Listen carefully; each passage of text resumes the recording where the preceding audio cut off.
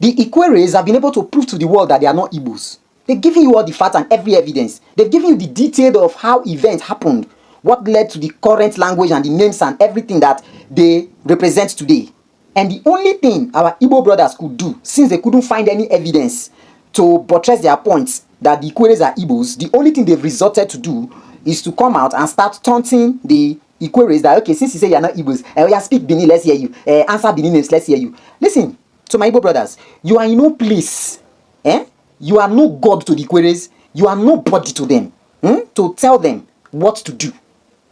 You have no guts, you have no right to tell an independent ethnic group the names that they will bear.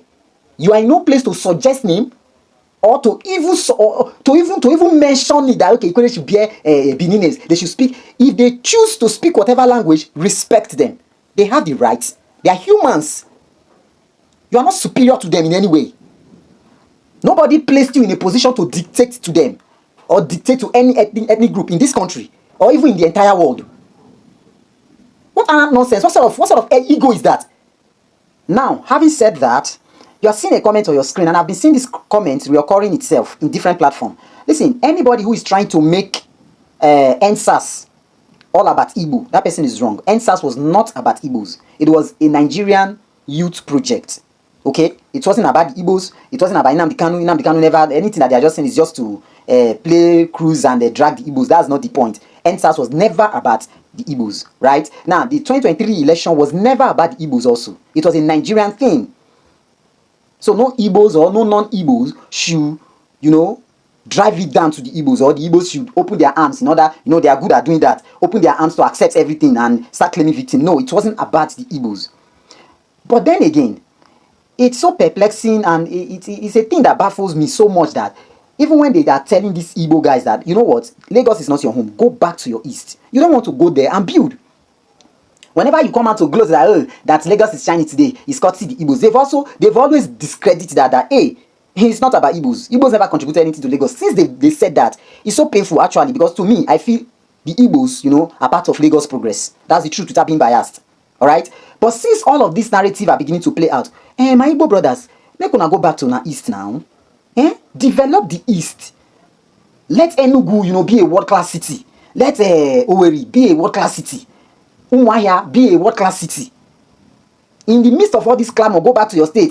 You people are trying to, when they demolish anybody's house and the person happens to the Igbo, the person will not tag his tribe. It's because I'm Igbo. But if you decide to research deep into the matter, why they are demolishing those houses, you discover that there is nothing ethnic about it.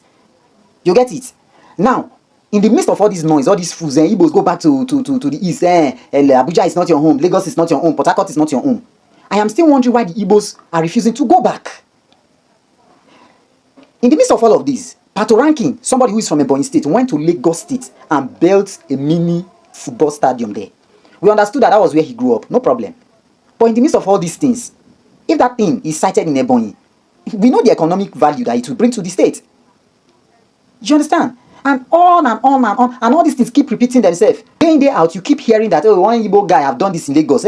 Don't you guys have your own ancestral state?